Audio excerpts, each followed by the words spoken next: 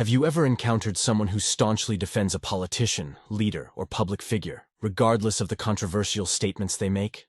I'm sure we've all seen those devotees who passionately praise their chosen idol despite obvious flaws in logic and judgment. Let me ask you this. Have you ever been baffled by why an otherwise intelligent friend blindly follows a pundit who routinely argues against common interest? Or why someone excuses a wealthy businessman's callous policies by pointing to their financial success as proof of profound wisdom? If you've had frustrating experiences with seemingly intelligent yet stubborn devotees of irrational leaders or policies, then you'll likely relate to Carlo Cipola's famous writings on human behavior. Cipolla was an economic historian and professor who formally studied and classified various types of foolish thinking, teaching at the University of California, Berkeley. In the 1970s, Cipolla became fascinated by patterns of stupidity and unintelligent decision-making across societies throughout history. While we often think of stupidity as simply a lack of knowledge or intelligence, Cipolla argued it has fundamental laws and predictable root causes independent of other traits. His satirical yet insightful treatise proposes that human stupidity follows distinct mathematical patterns governing choices that go against common sense and self-interest. As the basis for his theory, Cipolla categorized people into 4 behavioral groups. The intelligent, those who benefit both themselves and others. The bandits, those who benefit only themselves by harming others. The unfortunate, those who cause harm while trying to help others. The stupid, those who harm both themselves and others. Cipolla argued it's this last group of stupid people, driven by an innate tendency towards nonsensical decisions that damage even their own interests, that baffles intelligent observers. And the root causes driving such stupidity come from characteristic flaws like arrogance, self-delusion, persistent ignorance, absent-mindedness, and more. Cipolla's first law of stupidity is, always and inevitably, everyone underestimates the number of stupid individuals in circulation.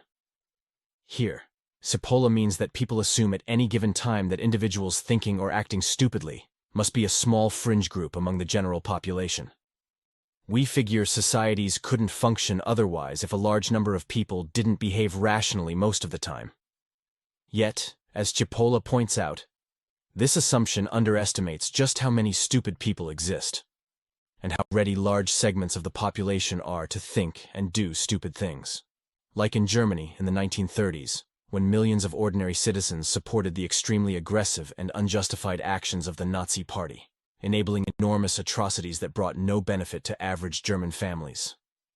The world was horrified to realize how regular teachers, doctors, musicians could enable such unrestrained racism and cruelty when caught up in nationalist frenzy, instead of recognizing it as a moment of profound stupidity. Cipolla's second law of stupidity states, the probability that a certain person is stupid is independent of any other characteristic of that person. Here Cipolla means that even wealthy, educated, skilled people can also be stupid. Cipolla considered stupidity as a human characteristic, like having blonde hair or black eyes. Cipolla posits stupidity is a variable that remains constant across all populations. Every category one can imagine, gender, race, nationality, education level, income, possesses a percentage of stupid people. There are stupid college professors. There are stupid people at Davos and at the UN General Assembly. There are stupid people in every nation on Earth. Look at all the educated fans who become blind devotees of music or movie stars, for example, suspending good judgment no matter what their beloved celebrity says or does. The star's talent and fame somehow paralyze the part of fans' brains that should foster critical thinking. Similarly, many people automatically assume business leaders must make good choices just because they became wealthy. Yet history shows seeking profits need have nothing to do with wisdom in other domains.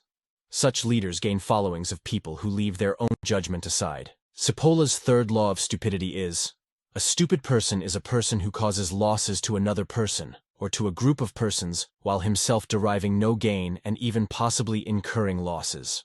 What Cipolla means here is that people or entities that behave stupidly inevitably cause harm, trouble, or negative outcomes for others around them, even when they gain nothing from their stupid actions themselves and may in fact make their own situation worse. For example, destructive authoritarian governments through history that pursued brutal, corrupt policies at the expense of their own citizens.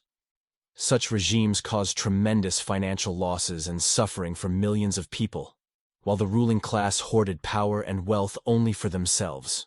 Most authoritarian leaders ultimately damage their own nations as well, once popular discontent and economic decline reached tipping points. Their unjustified cruelty brought harm all around, despite promising prosperity if people trusted them as saviors. Cipolle's fourth law of stupidity. Non-stupid people always underestimate the damaging power of stupid individuals. In particular, non-stupid people constantly forget that at all times and places and under any circumstances to deal and/or associate with stupid people always turns out to be a costly mistake. Here, Cipolla emphasizes how people behaving sensibly downplay or dismiss the influence and impact stupid people can have by making terrible decisions others then enable or follow. We expect societies to course correct against irrational beliefs gaining ground, but as countless historical cases show, it takes very few people in power doing or enabling stupid things for far-reaching harm to be unleashed, costing lives, destroying wealth, and collapsing systems. And non-stupid people perpetuate the problems by giving stupidity the benefit of doubt rather than confronting the risks it poses when left unchecked. Dictators have triggered widespread wars and violence by whipping up the stupid tendencies in human nature that rational people thought would be restrained by others. Cipolle's fifth law of stupidity is, a stupid person is more dangerous than a pillager. In this law, Cipolla argues that individuals behaving stupidly pose far greater risks than those he categorized as bandits, meaning people acting out of self-interest at the expense of others. While bandits seek to maximize their own benefits regardless of harm, they generally don't seek to inflict damage for its own sake if there is no personal gain. On the other hand, stupid individuals can generate utterly pointless harm and destruction through their foolish choices and beliefs, even without benefiting themselves, and without regard for collateral damage. Destructive social movements often arise and gain ground because enough stupid people buy into irrational ideologies that scapegoat or dehumanize vulnerable groups. Within such movements, say a government or violent mob, bandits certainly exploit others' stupidity for personal gain when given the chance. However, it takes a far greater number of true stupid followers to enable harm and suffering on vast scales over time. As Cipolla concludes, because stupid people inflict severe damage that is utterly unjustified and helps no one. While undermining their own self-interest, they pose exponentially higher risks than those merely acting out of selfishness. Even bandits depend on moderating their greed to avoid total ruin. But stupidity has no such self-regulation. This makes unchecked stupidity the most dangerous societal threat. In short, Carlo Cipolla aimed to explain why acts of stupidity that harm others keep happening throughout history. His 5 laws remind us that stupid thinking is more common than smart people like to admit. When waves of foolish beliefs grip societies, damage often spreads before rational folks realize what's happening. We see this again and again when crowds blindly follow leaders lacking wisdom or compassion. Nazi Germany stands out as one such horrific case among many. Yet Cipolla argues that since people who think sensibly will always outnumber those acting stupidly, we can limit the damage if we remain vigilant. Staying alert to humanity's tendency towards foolish acts before they spiral is key.